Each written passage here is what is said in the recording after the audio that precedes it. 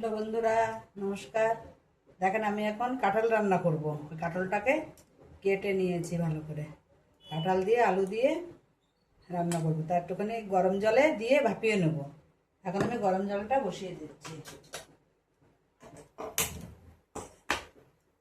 একটুখানি গরম জলে সেদ্ধ করে নেব।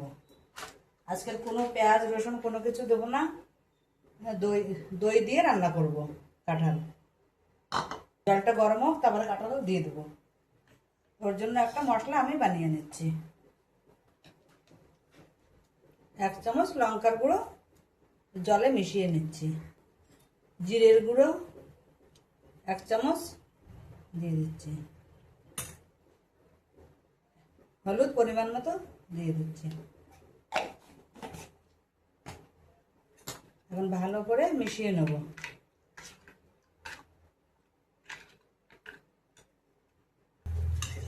দইটাকেও ভালো করে ফেটিয়ে নেব। দানা দানা থাকলে তরকারিতে দানা দানা দেখা যাবে না, একদম ভালো করে মিশিয়ে নেব যাতে দানা দানা না থাকে।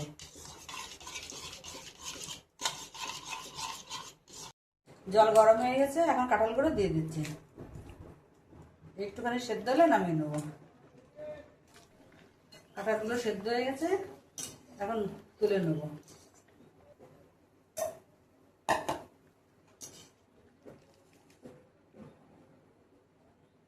সিদ্ধ করে নিলে কষটা বেরিয়ে যায়। কাঁঠালে একটু কষ থাকে না।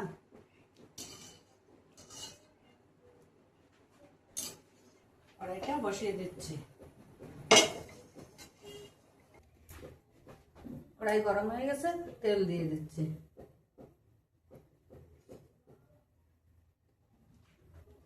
দুটো শুকনো লঙ্কা, তেজপাতা একটা, কটা জিরে দিয়ে দিচ্ছি।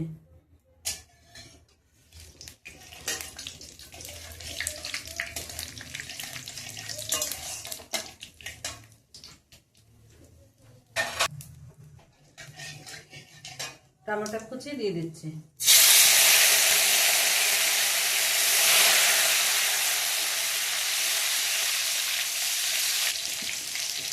জিরের গুঁড়ো, লঙ্কার গুঁড়ো আর হলুদ ভিজিয়ে রেখেছিলাম, জলে গুলিয়ে রেখেছিলাম, এটা দিয়ে দিচ্ছি।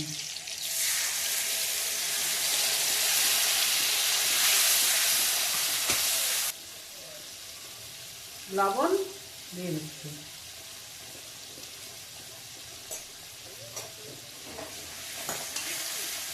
মশলাটা ভালো করে কষিয়ে নেব। মশলাটা ভালো করে কষিয়ে তারপরে কাঁঠাল দিয়ে দেবো। মশলা কষানো হয়ে গেছে, মশলা থেকে তেল ছেড়ে দিয়েছে। এখন এই দই দিয়ে দেবো। দই দিয়ে গ্যাসের জাল একদম কমিয়ে দেবো, কমিয়ে দিয়ে কষাবো, হয়তো দইটা ফেটে যাবে। দই দিয়ে বেশি জাল তেজ করে দিতে নেই, হয়তো দইটা যেরকম দুধ কাটে ওরকম হয়ে যায়। দই দেওয়ার পরে মশলাটা কষানো হয়ে গেছে। এই দেখেন মশলা থেকে আবার তেল ছেড়ে দিল। এখন কাঁঠালগুলো দিয়ে দিচ্ছি।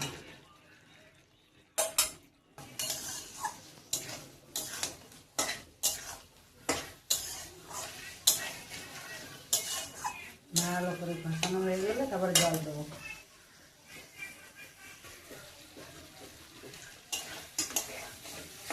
এই দেখেন কষানো হয়ে আসছে। ওটা কাঁচা লঙ্কা দিয়ে দিচ্ছে। কষানো হয়ে গেছে।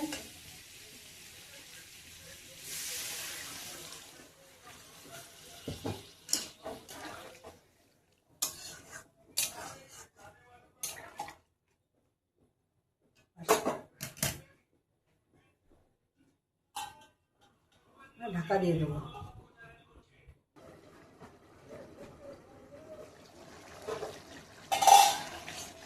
হয়ে আসছে প্রায়, অল্প একটু দেরি হবে। ঝোলটা একটু টানো, গলে গেছে। আর একটু ঢাকা দিয়ে রাখি, আস্তে আস্তে হতে থাকে।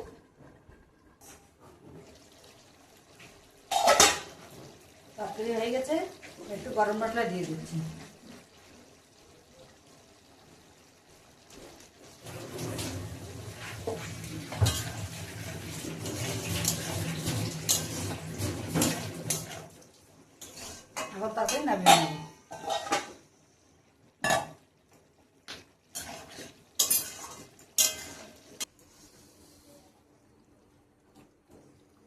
এখন উপর থেকে একটু হালকা করে একটু ঘি দিয়ে দেবো, একটুখানি ঘি দিয়ে দিচ্ছি।